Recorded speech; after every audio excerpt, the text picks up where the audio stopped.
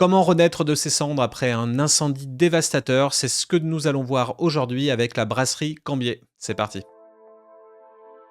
Bienvenue dans Super Potion, votre talk show branding et marketing dédié aux marques de boissons. Je suis Ludovic Mornan, fondateur de Studio Black Sounds, une agence de design spécialisée dans la filière bière, vin et spiritueux. Aujourd'hui, je reçois Jean-Christophe Cambier, fondateur de la brasserie Cambier située dans le nord de la France, de la Mongie à leur bar Sicarou, de leur label Héritage Bière à leur titre de meilleure brasserie 2023. Cette brasserie en plein développement a malheureusement subi un incendie dévastateur qui a tout réduit en cendres le 31 décembre 2024. L'émission d'aujourd'hui va donc être consacrée à cet événement tragique, mais de manière plus optimiste.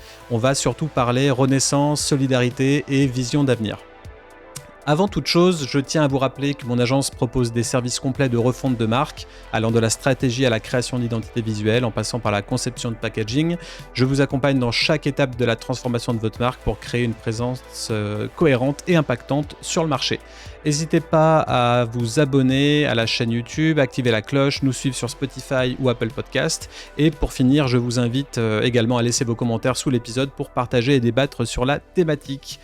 Sur ce, salut Jean-Christophe, bienvenue dans l'émission. Salut! Comment vas-tu? Bah écoute, ça va et toi? Ça va, bah moi ça va toujours, hein, comme un lundi, comme on dit. Bon. Aujourd'hui, on est le 24 mars 2025. On enregistre cet épisode à 16h11. J'ai l'impression d'être chez les détectives, tu vois, enfin, dans un poste de police où on va débriefer un petit peu de tout ce qui se passe, quoi. C'est très très Ouais, précis ça comme. marche. Alors, tout simplement, est-ce que tu peux déjà te présenter rapidement à nos auditeurs, s'il te plaît? Oui, donc moi je m'appelle Jean-Christophe, donc je suis le créateur de la brasserie Cambier, hein. Cambier, c'est mon nom de famille, tout simplement. Et j'ai créé la brasserie il y a 10 ans, hein, puisqu'on a fêté les 10 ans l'année dernière, au mois de juin. Donc c'est une brasserie artisanale, urbaine, hein, qu'on est situé, en ville, on va dire, dans la métropole lilloise, entre Lille et Roubaix, hein, et on a tout de suite installé un bar, ce qu'on appelle un taproom, et on a organisé les visites, dans l'objectif de, faire découvrir la bière artisanale au plus grand nombre. Et voilà, donc moi, accessoirement, je travaillais déjà dans la bière, hein, mais plutôt la bière industrielle, D'accord. dans une grosse brasserie industrielle qui s'appelle Heineken. Ok. Donc Ancien Heineken, d'accord. j'étais responsable qualité, sur la partie fabrication de la bière, et j'avais envie d'être un peu plus créatif sur les recettes notamment, et de pouvoir aussi rencontrer du public, puisque sur un poste, comme celui dans lequel j'occupais avant, on a moins l'occasion de voir les clients finaux, hein, les consommateurs. Et c'est vrai qu'aujourd'hui, en étant, artisan brasseur, on touche un peu plus à tout. Ok. Et avant ça, tu es ingénieur de formation? Enfin, quel est ton parcours avant même d'avoir été chez Heineken? En fait, je suis ingénieur agronome, et j'ai occupé différents postes dans l'agroalimentaire, plutôt en qualité, hein, en Angleterre et en France. Ok. Donc voilà, pendant une dizaine d'années aussi avant de créer la brasserie. Et en Angleterre, c'était aussi autour de la boisson dans cette filière? Alors, moins, c'était plutôt tout ce qui était, donc je travaillais en fait dans une entreprise qui faisait des plats préparés pour la grande distribution. D'accord. Donc des pizzas, des salades, j'ai travaillé aussi dans les céréales, donc dans l'agroalimentaire au sens large, quoi. Pas du tout dans les boissons. Ok. Et qu'est-ce qui t'a fait, du coup, intégrer Heineken? T'es fan de bière depuis la nuit des temps? Bah, c'est un produit que j'apprécie, donc bon, c'est un produit culturel ici dans les Hauts-de-France, dans le Nord, hein, et en fait, mon poste avant ça, j'étais aussi technologue. Donc technologue, c'est quelqu'un qui va réfléchir sur comment améliorer les process et rendre les produits stables, mais dans le pain, donc chez Holder, hein, boulangerie Paul. Et je me suis retrouvé à être finalement technologue chez Heineken, dans la partie fabrication de la bière, et c'est vrai que, il y a une continuité puisqu'on travaille la céréale, Mmh. et moi j'aime bien en fait, raisonner sur les ingrédients, sur le process, pour obtenir, certains goûts, certaines qualités, certaines caractéristiques, et c'est comme ça que je me suis retrouvé dans le monde de la bière. Bon, j'étais consommateur à titre personnel, hein, pas non plus forcément geek, heu, mais depuis, forcément on a beaucoup dégusté et beaucoup, découvert de style, hein. Ok. Donc tu as contribué à la constance qualité d'Heineken pendant un certain moment du coup. Tout à fait. D'accord. Et c'est encore un peu obscur, tu vois, pour moi, ce genre de job. Est-ce que tu pourrais rentrer un tout petit peu plus dans le détail pour savoir ce que fait un responsable qualité si des auditeurs ne le sauraient pas? Bah, en fait, un responsable qualité, il va suivre, il y a beaucoup d'analyses qui sont faites au niveau des bières et puis donc il va suivre en fait les tendances pour voir s'il y a des évolutions, qui sont bonnes ou pas bonnes parce que ça reste un produit vivant, et c'est pas parce qu'on applique, à chaque fois les mêmes paramètres, en tout cas, il y a des variations qui sont possibles, qui sont liées, à la levure notamment, hein, et donc voilà, c'est du suivi d'analyse, de trend, et après de mener des actions correctives sur les paramètres process pour tout le temps être dans les clous. Ok. Et là, on parle de production. Est-ce qu'il y a aussi un côté étiquetage, etc. Parce que je sais que la qualité, c'est aussi un département avec lequel je travaille moi pour envoyer du design et qu'il y ait des recommandations, que ça passe la qualité. C'est souvent ce qu'on voit marqué dans les mails. Il y a cette étape-là aussi ou pas du tout? Oui, alors je faisais pas forcément ça quand je travaillais dans la bière industrielle, mais avant je faisais ça, oui, tout à fait. Donc c'est de la validation d'étiquetage du point de vue réglementaire, hein, Hmm. puisque, que ce soit dans la bière ou dans d'autres produits, bah, il y a des règles à respecter, des règles d'étiquetage. Alors, ben, notamment les allergènes, hein, puisque, il y a une obligation d'étiqueter, les allergènes qui sont présents, qui sont potentiellement présents dans les produits. Donc bon, dans la bière, ça va être par exemple le gluten, hein, c'est obligatoire de marquer «contient du gluten», à partir du moment où on travaille avec des céréales qui contiennent du gluten. Donc oui, oui, il y a cette phase-là aussi qui peut être, en fait, ça peut être assez large finalement. Ça dépend de la taille de l'entreprise aussi, hein, Et du coup, donc, tu as travaillé combien de temps chez Heineken? environ 3 ou 4 ans, ouais. Ok. Et du coup, tu as eu envie de monter ta propre brasserie, tu lui as donné ton nom propre. Tu peux nous expliquer un petit peu les débuts de cette aventure, pourquoi tu as donné déjà ton propre nom à la brasserie et comment tu as réussi à développer ce beau projet? Bah, le nom, c'était pas une, en fait, au début, je voulais trouver un nom de marque qui était plutôt local, parce qu'on s'était dit qu'on aurait un rayonnement, très local avec finalement beaucoup de ventes sur place. Et donc la marque principale, qu'on a développée au début, finalement, c'était le Mongy parce que le Mongy, en fait, c'est le nom du tramway qui passe dans la métropole lilloise. Mmh. Hem Et quand j'ai commencé à travailler sur le projet, je je est venu à un moment dans le projet, chose que je ne savais pas, le fait que mon nom finalement, signifiait quelque chose. Ça veut dire brasseur en vieux français. Mais non, c'est vrai? Ouais, donc en fait, OK. il y a le mot bière dans cambier, donc une cambe au Moyen Âge, c'était une brasserie et c'est vrai que bon, quand l'agence de com avec qui j'ai bossé m'a dit: «Beh, tu sais que ton nom en fait, alors, il y avait déjà une brasserie, c'était la brasserie du Cambier, hein, la preuve, la brasserie du Cambier, la brasserie du Brasseur, OK. mais qui a fermé, en fait, à ce moment-là, hein, qui était aussi dans les Hauts-de-France. Donc on s'est dit: «Pourquoi pas utiliser mon nom?» Alors, c'était pas forcément quelque chose que je voulais faire, mais il se trouve que, beaucoup de brasseries, finalement, portent le nom, de la famille, hein, donc il y a beaucoup d'exemples, mais c'est pas forcément la marque principale. Donc je vais prendre un exemple comme ça, mais il y en a plein. C'est la brasserie Castelin, Ouais. donc la famille Castelin et donc la marque phare, c'est Ch'ti. Bon, donc en fait, quand on a commencé à réfléchir à tout ça, on s'est dit: «Bon, bah, Brasserie Cambier fait de la Mongie». Ça paraissait tout à fait logique, par rapport aussi au microcosme brassicole, qui existe, hein. C'est pas dénué de sens de donner, finalement son nom de famille à la brasserie, hein. Ouais, le côté artisan brasseur comme c'est marqué sous ton en slogan quoi, sous ton nom effectivement. Voilà, donc en fait, c'est un peu comme ça que ça s'est fait.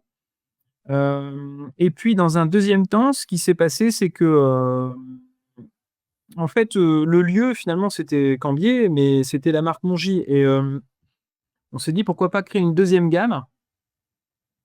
en plus de la gamme Longy, une gamme, donc Cambier, mais un peu plus, ciselée que la gamme Longy. Parce que la gamme Longy, quand on a créé il y a 10 ans, c'était plutôt une gamme, assez, traditionnelle.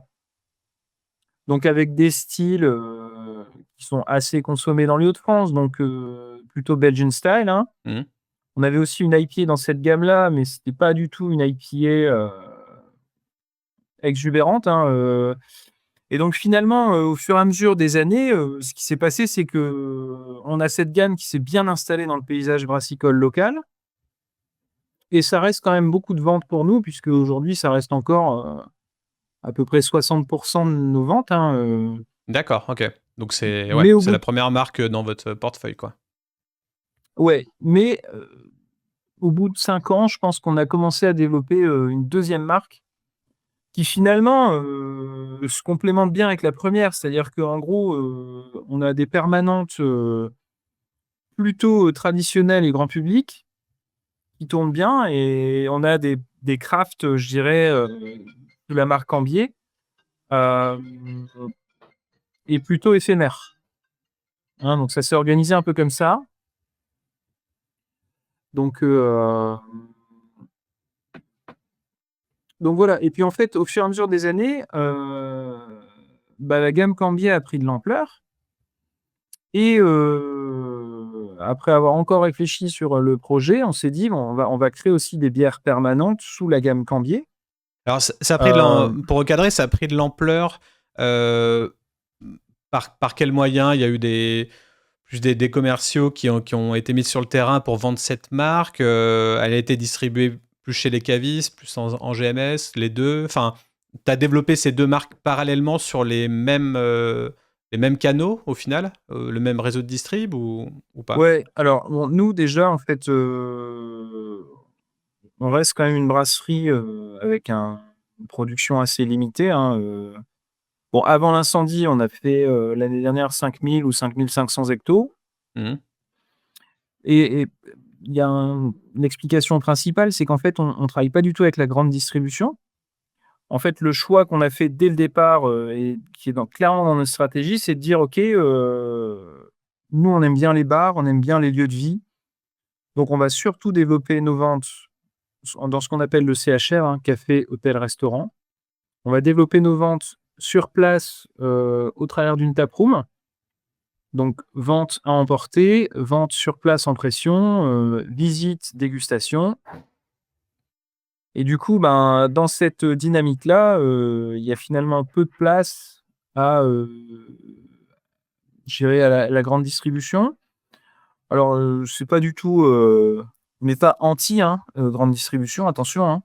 C'est juste notre stratégie qui est pas liée à ça et de ce Mmh. fait-là, bah, on a développé plutôt un circuit en national aussi, chez les cavistes, spécialisés et du coup, on a diffusé, ces 2 gammes, dans les mêmes lieux, et pour nous, en fait, c'est 2 gammes qui sont très complémentaires et je trouve que c'est bien de faire les 2. C'est bien brassicolement parlant.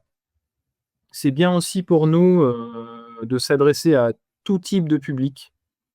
En Hem, segmentant bien, pour le coup.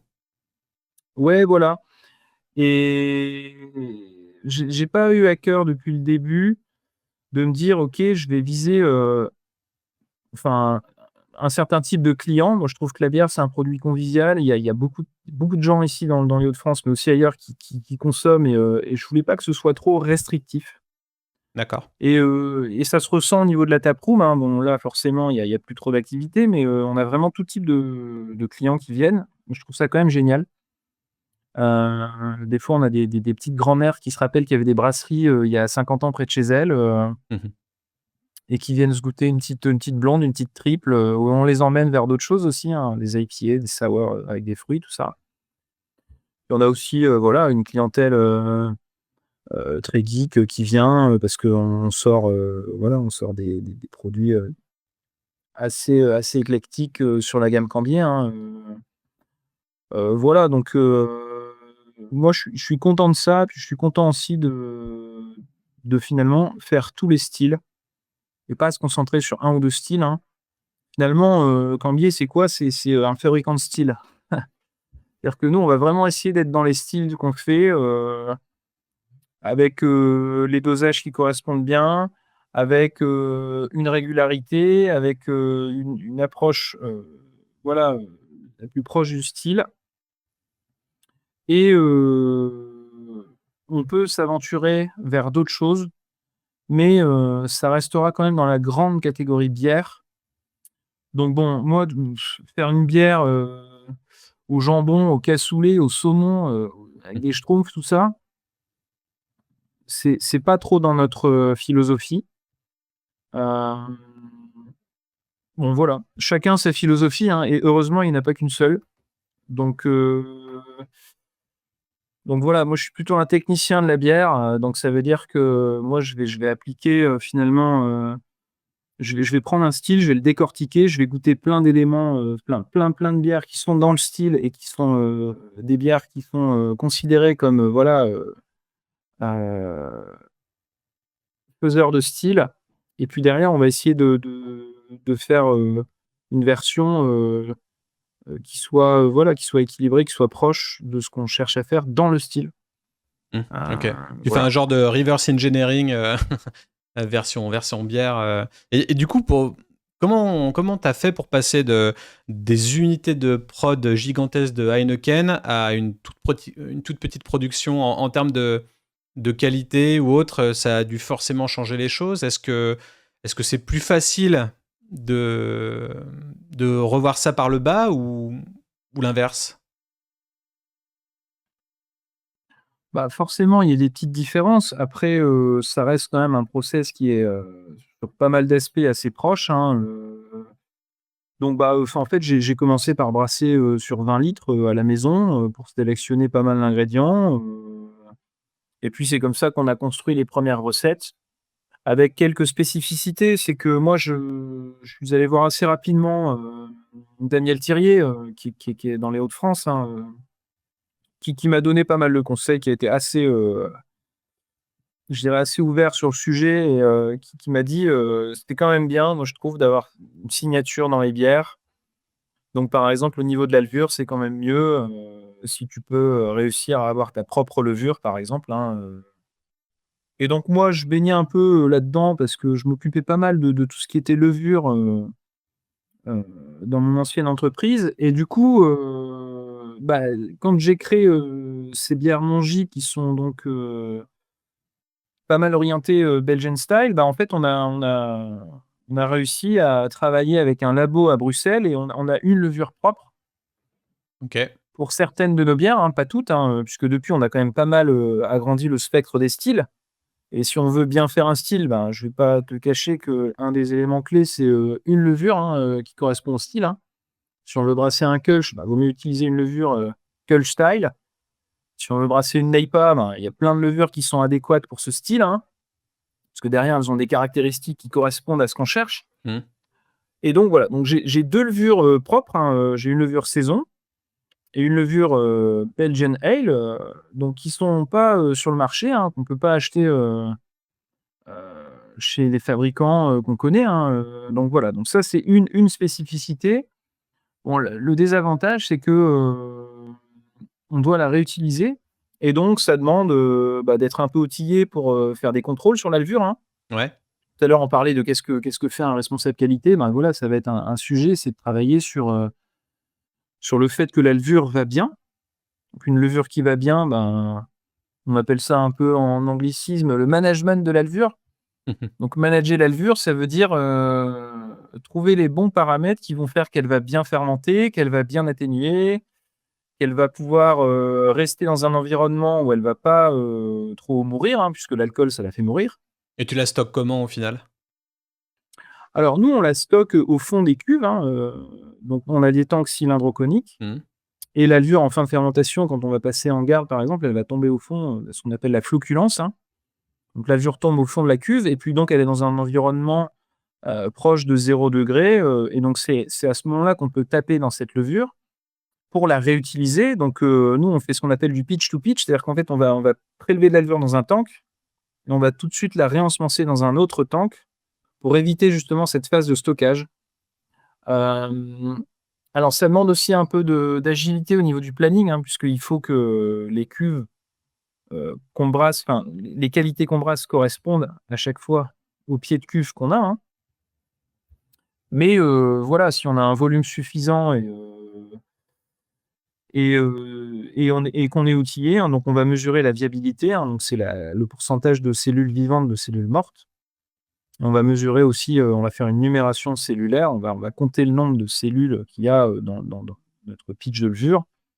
Parce que dans l'idée, en fait, il faut, réussir à avoir une levure qui est viable, donc qui a pas été dégradée par la fermentation. Donc ça veut dire qu'en fait, on lui a tout donné pour que ça se passe bien pour elle, hein, et puis ensuite, ça va être un dosage, en fait, parce que quand on fait une fermentation, il faut doser un bon nombre de levures, hein. On parle en millions de cellules par millilitre de mou, donc il faut absolument doser correctement pour qu'on ait la meilleure fermentation possible. Donc ça, c'est un sujet assez vaste.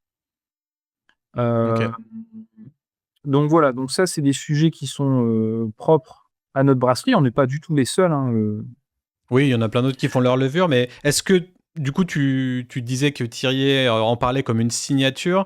Est-ce que vous l'avez brandé d'une manière ou d'une autre, cette signature? Est-ce que vos clients la reconnaissent? Est-ce que non? alors, Ou est-ce que vous en en avez fait, parlé?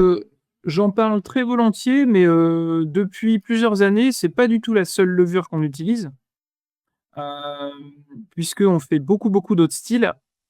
Et donc aujourd'hui, pour moi, ça reste très important parce que dans ces styles-là, je trouve que ça fait quand même une différence par rapport aux levures commerciales qui existent. Mmh.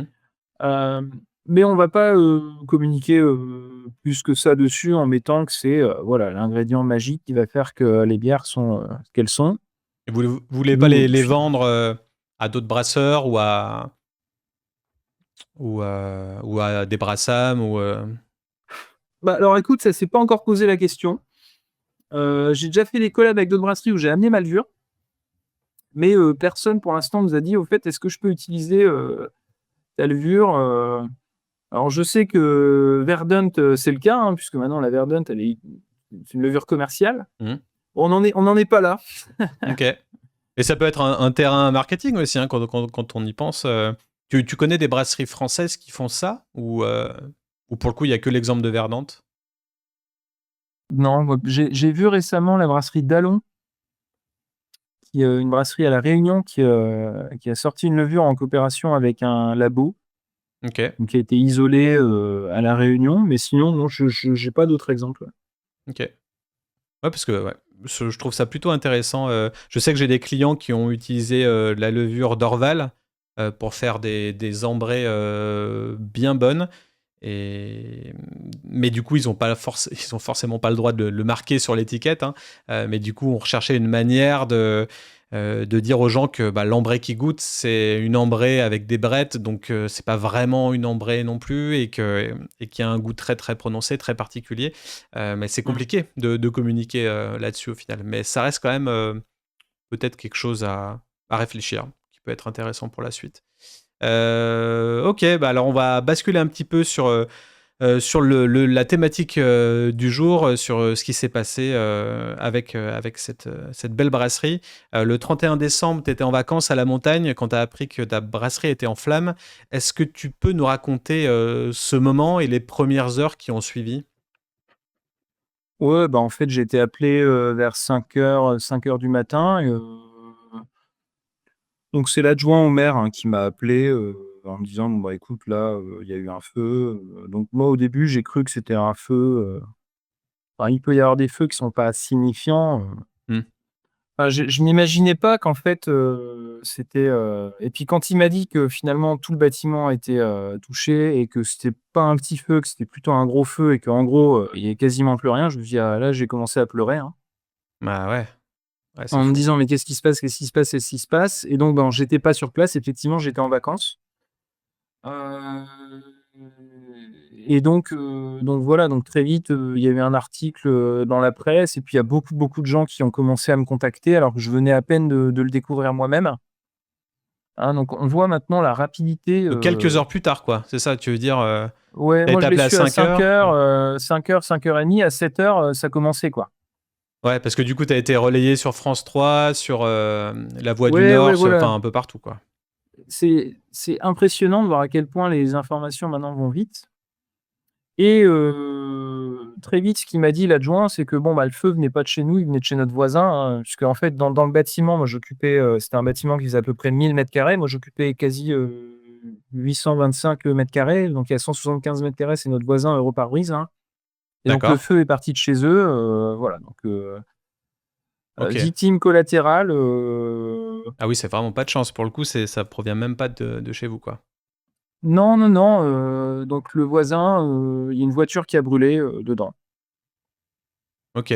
Ouais, ça m'est arrivé pas loin de chez moi aussi, toute une concession qui a cramé, donc oui, peut-être pour, ceux qui nous écoutent, essayer de vous mettre loin de ce genre d'activité pour votre brasserie parce que Ouais, bah, alors après voilà, c'est tout, hein, donc les feux, ça n'arrive pas qu'aux autres. mmh, Là, j'ai encore vu hier, sur, LinkedIn, quelqu'un, un pâtissier qui a tout son atelier qui est parti en fumée. Bon, bah, c'est triste, mais malheureusement, c'est des choses qui arrivent, donc bon, très vite, voilà, j'ai été contacté par énormément de personnes. Moi, j'étais pas sur place, et j'ai commencé à recevoir des photos de quelques-uns de mes salariés, parce que j'avais quand même quelques personnes qui bossaient ce jour-là, parce qu'on était en plein inventaire, hein, c'est 31 décembre, hein. oui. Et là, j'ai vu, l'ampleur des dégâts, donc là, je me suis dit: «Pouah, bah, là, tout est HS, hein, tout est HS», Et t'as pas donc décidé de bah, revenir tout de suite? Enfin, je sais pas ce qu'on se dit à ce moment-là. Est-ce que, je suppose tu es en vacances, tu es dans un autre, délire, mais quand il arrive ce genre de choses, tu t'es pas dit instantanément, «Je viens sur place»? Tu as voulu quand même peser, voir si ça valait le coup ou on non ou? s'est clairement posé la question, donc déjà, c'est arrivé le 31 décembre, donc le soir, c'était le réveillon, le lendemain, c'était férié. L'assurance, très vite, m'a dit, «Il ne se passera rien avant, le début d'année», Mmh, parce que là, c'est férié, et de toute façon, bon, vu l'ampleur des dégâts, que vous reveniez maintenant ou dans 2 jours, ça ne change pas grand-chose pour nous. Donc finalement, on a pris la décision, je pense que c'était pas si mal, de rester, parce qu'on était en famille, au ski. Donc j'ai des enfants, hein, j'ai 2 enfants qui sont encore assez petits, 8 ans et 11 ans, donc ils avaient leur cours de ski le matin, tout ça, donc on s'est dit qu'on n'allait pas les perturber, eux. Et du coup, on a attendu en fait de rentrer, on finalement, c'est arrivé un mardi, on est rentré le samedi. OK. On est rentré le samedi, ce qui a permis de finaliser les vacances avec les enfants. Mmh. Ils sont d'ailleurs pas, trop, choqués de tout ça au final, ce qui est bien. D'accord. Et moi, ben, j'avais une connexion internet, et puis enfin voilà, aujourd'hui, il y a quand même pas mal d'outils, qui permettent de travailler, à distance, hein, donc voilà, donc moi après j'ai bossé forcément sur le sinistre. Ouais, tu étais quand même toute la semaine, sur ton ordi ou sur ton téléphone à voir, non? Ou Oui, tu bah, enfin quand il y a quelque chose comme ça qui vous arrive, c'est difficile de se dire: «Allez, je vais aller skier, toute la journée, et me boire une bière midi et me détendre, quoi». mmh. Parce que là, c'est 10 ans, quasiment de travail qui est, du jour au lendemain, annihilé, quoi.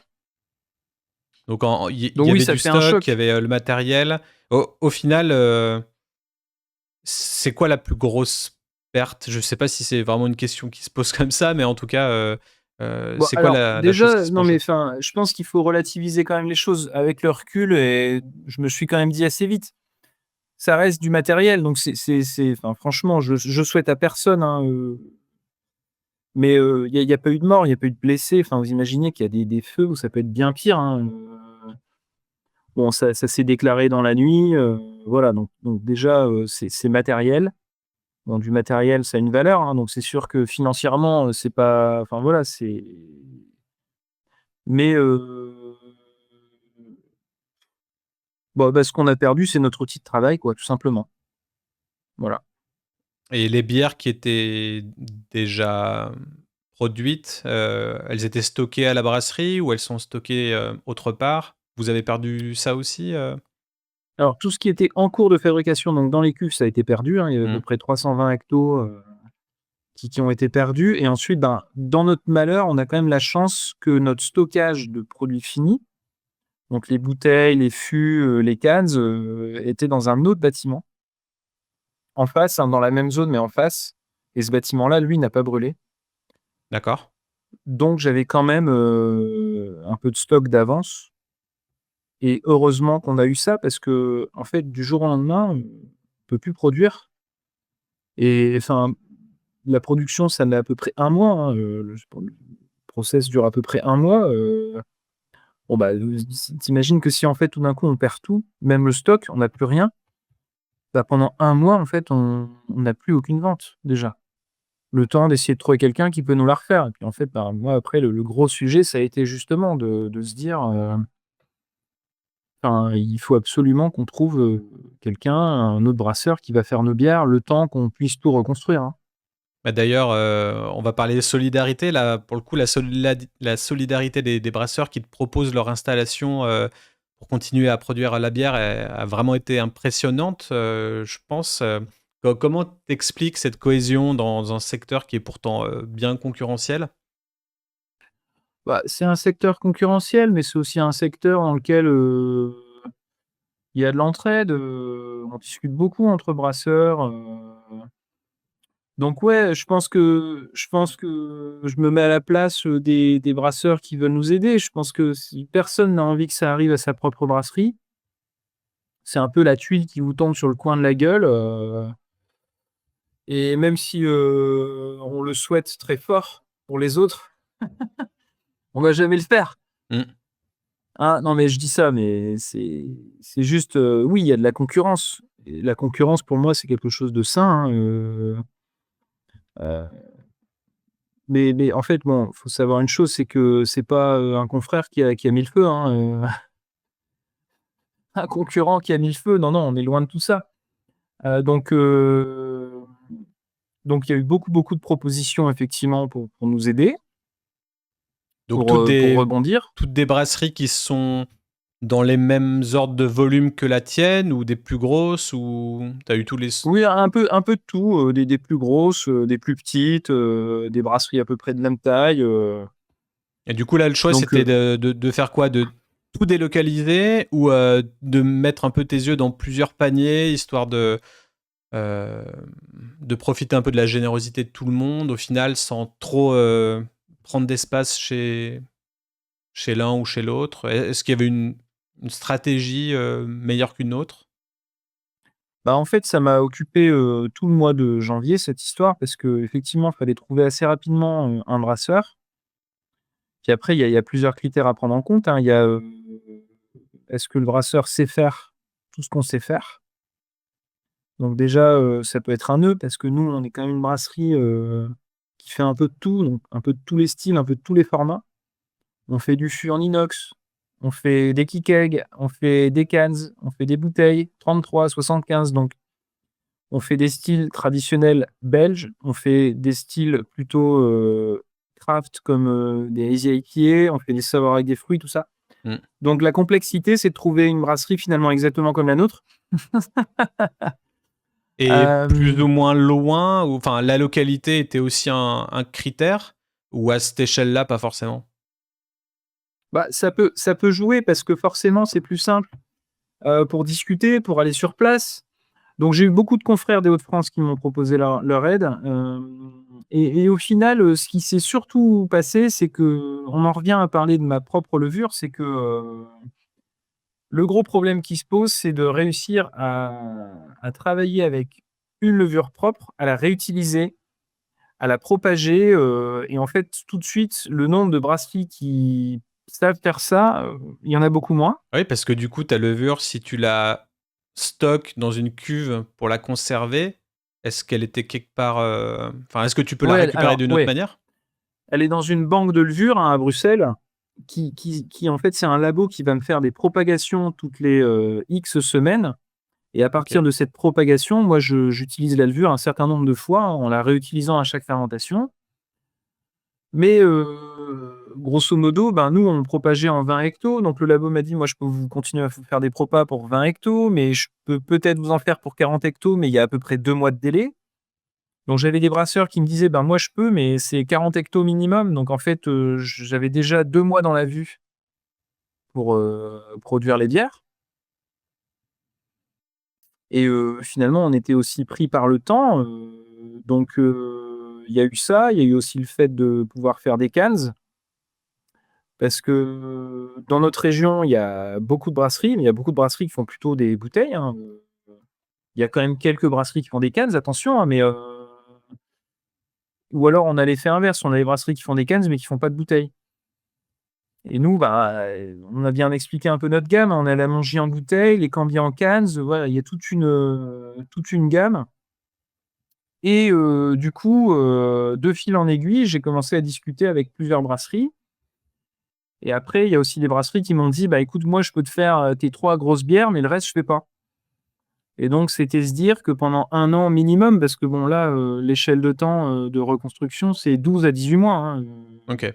le temps de trouver un bâtiment, de racheter du matériel. Moi, je me disais: «Je vais pas faire, 1 an et demi avec 3 bières», alors qu'on en fait 10, 12, plus toutes les éphémères. Donc Bon, ce donc choix-là, du coup, tu l'as rayé de la liste?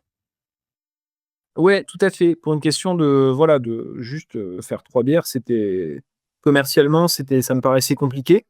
Et ça risquait de tuer, ouais, ces 10 ans de travail et qu'on t'attende peut-être plus au tournant quand tu réouvres pour de vrai, il y a peut-être ça aussi, cette attente, aussi consommateur qui pense que, bon, bah, voilà, si tu plus là, t'es plus là. Ça peut être dur à gérer aussi.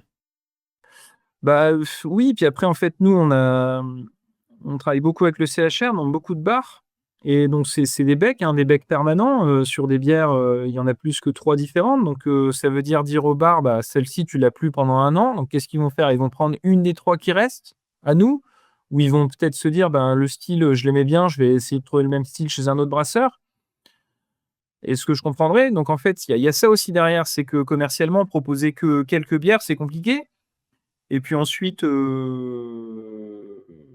moi, je pense que c'est important pour tout le monde, que ce soit la brasserie, nos salariés aussi, hein, que nos clients, qu'on puisse maintenir, en fait, préserver l'activité au maximum. C'est ce qui va faire qu'on sera encore là demain, plutôt que d'attendre que l'assurance nous verse, de l'argent parce qu'on a vendu moins. Ils vont nous verser de l'argent parce qu'on a vendu moins, mais on ne sait pas combien, on ne sait pas quand, Et du coup, vous avez vendu moins, est-ce que vous avez produit plus? Est-ce que le fait de, justement d'accepter telle ou telle offre, là tu disais tout à l'heure, bah, on peut vous faire ça pour, 40 hectos et pas pour 20 et cetera. Est-ce que ça a potentiellement contribué à produire plus de bière parce que vous avez accepté des offres plus grosses ou pas du tout? non, non, mais finalement, je me suis arrêté sur le choix d'une brasserie qui est une brasserie, belge, qui est connue pour brasser beaucoup de bières à façon. C'est De Proef, hein, Ouais, OK. et donc, bah, en fait, c'est une brasserie qui sait faire, de 10 hectos à 1000 hectos, hein, et de cette là, c'est la brasserie que j'ai trouvée la plus compétente et la plus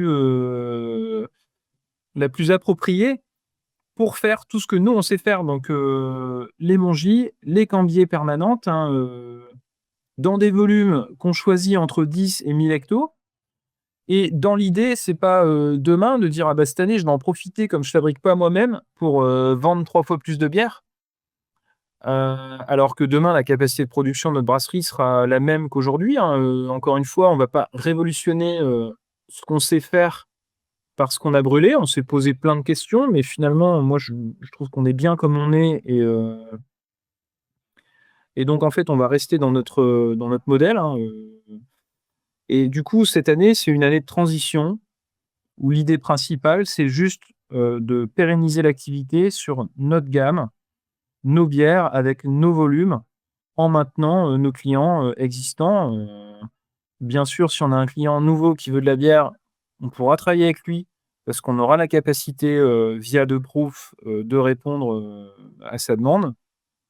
Mais, on va pas doubler aujourd'hui, les ventes dans l'année, hein, Ouais, voilà. en fait, la stratégie, c'est de rester aussi gros que vous étiez, pas plus, pas moins, pour pas créer Voilà, c'est ça. des, ouais, Pour pas créer Donc des deux choses profs. bizarres dans un an, pas être trop attendu et être en rupture de stock, et ni même l'inverse, quoi.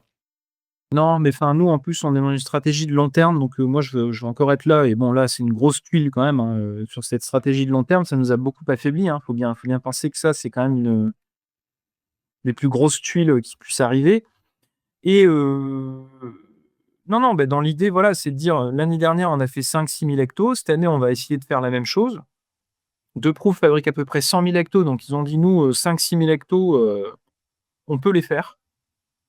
Donc dans l'idée, c'est que là, on est en train de travailler un planning pour que nous, on puisse régulièrement recevoir de la bière dans les quantités adéquates pour justement, continuer à vendre, hein, avec un rythme, habituel. Donc là, vous recevez toutes les bières déjà conditionnées dans votre entrepôt qui était en face de votre Voilà, tout brasserie, à c'est fait. c'est ça? Exactement, OK. exactement. Donc, bon, selon les bières, on commande plus ou moins en fonction des ventes qu'on a, des ventes prévisionnelles. Donc cette année, le challenge, ça va être de réussir à faire le lien, correctement entre les ventes et puis, cette brasserie, sous-traitante, hein, et puis, et du coup, elle va nous accompagner jusqu'à ce qu'on puisse reproduire nous-mêmes et je l'espère, sincèrement pour, allez, fin du premier trimestre 2026. OK. Ouais, donc si tout va bien, ça reporte quand même, tout ça dans un an, quoi. Oui, parce que le matériel, moi j'avais du matériel allemand, le fabricant avec qui on est beaucoup en discussion, en fait les délais c'est 9 mois, hein, donc 8 à 9 mois. Ensuite, il faut installer tout ça, donc il y a 2 ou 3 mois d'installation. En dehors de ça, il faut trouver un bâtiment, hein, donc là on a une bonne piste de bâtiment, mais c'est pas encore, acté. Hem Et le bâtiment, de toute façon, si on l'a, il sera pas disponible avant, 1er janvier 2026. Donc, finalement, heu, en fait, on joue notre partition et on essaye de la jouer le plus vite possible, mais ça reste, une partition de musique avec un tempo, qui est défini à l'avance, hein. Donc Ouais. ce tempo, il est difficile de pouvoir l'accélérer et oui, effectivement, le délai, nécessaire est raisonnable, hein, puisque, il faut aussi pouvoir réussir à absorber, la charge de travail qui en découle. C'est, 12 à 18 mois, ouais. OK. Et du coup, on parlait solidarité, il y a eu beaucoup de bonnes actions. Vous avez mis en place une cagnotte Litchi, où là, pour le Ouais. coup, vous avez récolté à peu près 40 000 €. Heu, est-ce que tu as vu cette solidarité, dans d'autres actions, peut-être? Est-ce que vous avez fait, plus de collaborations? Est-ce que tu as eu même cette solidarité auprès du CHR lui-même, ou c'était plus côté brasseur? Est-ce qu'au final, la filière est sympa avec ce genre d'événement, ou c'est juste, la partie brasseur et collab, hein, qui est cool? Non, non, alors on va faire plein de collabs cette année aussi pour justement, réaliser nos éphémères, hein, et après, c'est vrai que la solidarité, il y a aussi beaucoup de clients, beaucoup de nos consommateurs qui nous ont contactés en disant: écoutez, nous, on a envie de vous aider, il faut absolument que vous puissiez créer une cagnotte», donc on l'a fait, très rapidement parce qu'il y a eu un élan aussi de solidarité de nos clients, de nos consommateurs, nos amis, notre famille, enfin voilà, tous nos proches Ça et venait des clients, effectivement la cagnotte? L'idée de la cagnotte? ouais, c'est venu de pas mal de clients à nous, qui nous ont D'accord. dit: «Moi, je veux mettre des sous dans une cagnotte. Est-ce que vous pouvez créer une cagnotte? Ou si vous est-ce que vous voulez que je crée la cagnotte pour vous?» Ah, c'est sympa, OK. Donc finalement, on a pris les choses en main. Alors, c'est une cagnotte de solidarité, c'est pas du crowdfunding, hein, donc il y a pas de contrepartie. On peut toujours Heu, participer? C'est encore ouvert? on peut toujours parce qu'il y a aussi un autre élan de solidarité qui s'est mis en place, c'est des lieux, qui en fait finalement proposent des événements avec nos bières et ils nous reversent un peu les bénéfices. Donc il y a VNB, à Villeneuve d'Ascq qui a fait ça, où ils reversaient 1 € par pression vendue. Il y a, Beers à Cherbourg qui a fait un petit événement, pour la Saint-Patrick, mais là, il appelait ça la Saint-Cambier, où elle nous reverse aussi 1 € par pression consommée, donc on l'a laissée ouverte pour l'instant D'accord. et il y a aussi eu, la solidarité de la brasserie Thirier, hein, avec qui on a fait une collab et la brasserie donc va nous reverser les bénéfices des ventes, hein, environ 5 000 €, hein, Donc voilà, donc il y a eu pas mal d'élan de solidarité, un peu partout et c'est vrai qu'on en a besoin parce que même si, on dit et je l'ai beaucoup entendu dire et je comprends, oui, bon, bah, c'est bon, il a une assurance, il va se faire rembourser, ouais, dans la réalité, c'est pas si simple, hein, c'est pas si simple parce que là, on a reçu un peu de sous de l'assurance, mais très peu, au bout de 3 mois, donc on est fragile. Ça couvre combien l'assurance, combien de pourcents, des dégâts? Bah, en fait, c'est un montant global, qui correspond pas au montant qu'on avait de matériel, hein, malheureusement, donc Ouais, je dirais peut-être 80. d'accord. Donc voilà, donc après, c'est aussi une question d'avoir un bon contrat et ça, j'invite tous mes confrères à éplucher leur contrat et à un peu plus tard, parce que je suis un peu sous l'eau en ce moment, mais à me contacter pour discuter parce qu'il y a quand même 2 ou 3 choses à bien faire apparaître dans les contrats pour être bien remboursé, et c'est pas ça qui va changer la mensualité de manière conséquente. Bon, mais ça, en général, malheureusement, on le découvre souvent après coup. Bon voilà, mais c'est comme je disais tout à l'heure, c'est on n'y pense pas, on pense que ça n'arrive qu'aux autres et puis tout d'un coup ça vous arrive. Et ouais, non, c'est sûr. Et tu as aussi un bar qui s'appelle le Sicarou à Lille? C'est bien Ouais, ça? ouais, ouais, tout à fait. Ouais. Donc on a ouvert le 30 mars dernier, donc c'est une association avec mon cousin Paul Cambier, qui avait déjà un bar sur l'île et donc on s'est dit qu'on allait monter un lieu, à 2. Donc c'est un bar-restaurant, puisque le midi, il y a restaurant. Le soir aussi, on peut manger sur place, mais plus en mode tapas. Et bah, il y a 12 becs en pression, dont 8-9 bières à nous, plus les bières des copains, donc ça tourne, hein. On fait aussi quelques TTO de temps en temps, donc c'est à Lille, c'est place Jean-Baptiste Lebas. Donc c'est du coup le nouveau point d'ancrage de la marque pendant la transition, ou Oui, bah, alors c'est vrai que c'est bien parce qu'au moins là-bas, je croise les doigts, ça n'a pas brûlé donc non, non et on a gardé du stock aussi pour le bar, hein, puisque le bar, il fait partie intégrante finalement de la brasserie. C'est une association, hein, et Mmh. Et donc c'était important pour nous de pouvoir continuer à il y a beaucoup de gens aussi qui nous ont demandé s'il y aura encore nos bières au Sicaru, pendant combien de temps? Est-ce qu'il y allait avoir des changements? Donc là, on a essayé d'être quand même plus, donc on a préservé un peu notre stock en attendant là le stock qui arrive. Donc là, on a eu voilà, on a eu juste quelques becs qui ont été remplacés rapidement, mais ça a pas été la grande folie parce que, c'était important pour nous. C'est un peu notre paquebot, lillois, hein. Ouais, c'est sûr. Et tu as mentionné vouloir faire une brasserie «encore meilleure» entre guillemets, pour cette renaissance du coup, quelles sont les innovations, les changements, de direction que tu envisages pour la brasserie Cambier 2.0? Non, mais en fait, il y a quand on installe une brasserie. Et même si on est, hyper dans tous les détails, il y a toujours des petites choses qui vont pas. Alors si on prend les choses de manière positive, ben, c'est une opportunité pour nous de tout reconstruire en essayant de gommer un maximum, toutes les petites choses qui n'allaient pas dans l'ancien outil. Donc c'est ce qu'on va essayer de faire, hein, on a beaucoup, beaucoup travaillé là-dessus avec l'équipe de production sur qu'est-ce qu'on souhaite, comme matériel, qu'est-ce qu'on souhaite comme environnement de travail et moi j'ai vraiment à cœur de travailler sur l'ergonomie pour tout le monde. Pour que, moi, comme les autres, salariés, on se sente bien dans l'entreprise, on se sente bien, dans un environnement de travail qui est, je l'espère, meilleur que celui qu'on avait déjà. Vous êtes combien en tout? Alors on est environ 12 personnes maintenant. D'accord. Et est-ce que tu pourrais, nous expliquer peut-être les points plus négatifs que tu aimerais optimiser ou peut-être les erreurs, que tu ne referais pas aujourd'hui, pour donner aussi un élan de solidarité à ceux qui se posent la question en écoutant le podcast?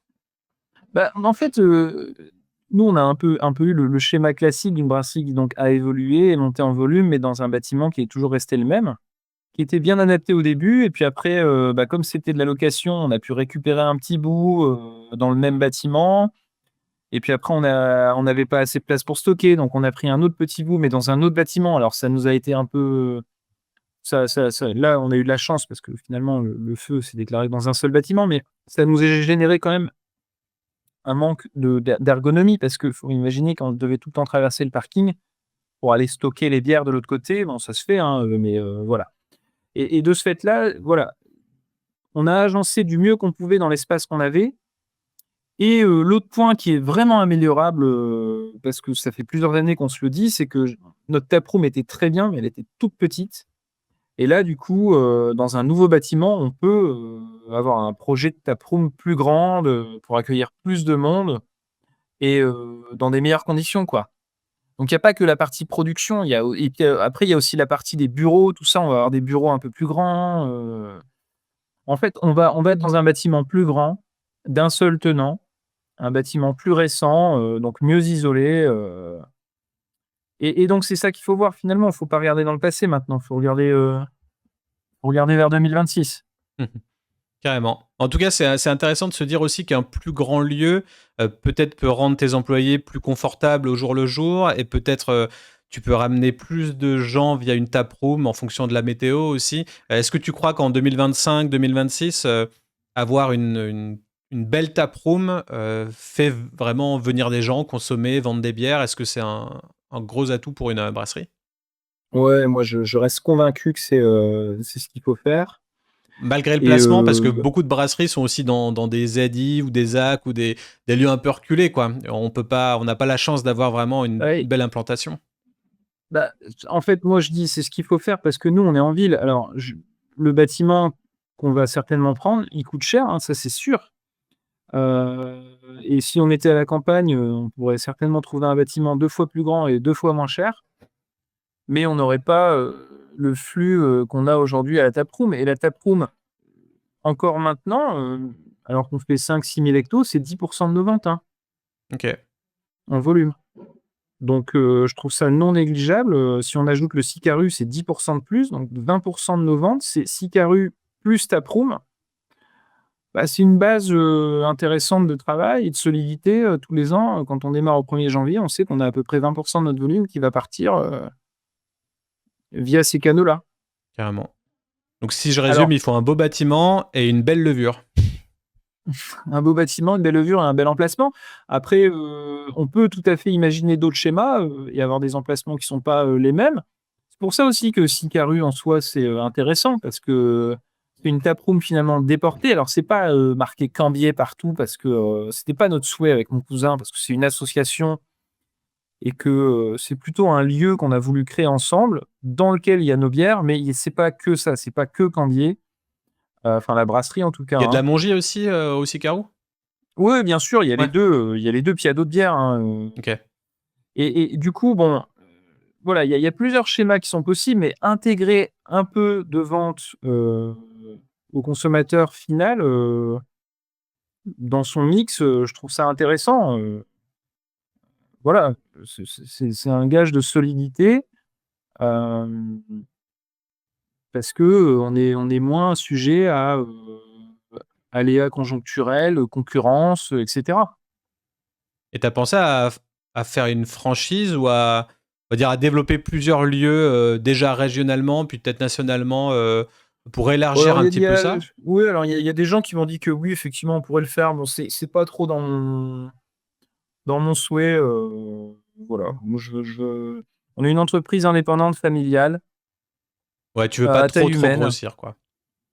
Moi, gérer, 4 ou 5 taprooms en France, c'est pas mon truc.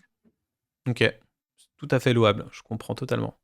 Bah, chacun là-dessus, a son approche et d'ailleurs, bah, le Sicarus, c'est pas moi qui gère au final, c'est mon cousin, hein, et c'est tant mieux comme ça parce que gérer une brasserie avec la production et surtout dans l'optique qui est la nôtre d'être vraiment régulier, en qualité et cetera, ça prend du temps aussi.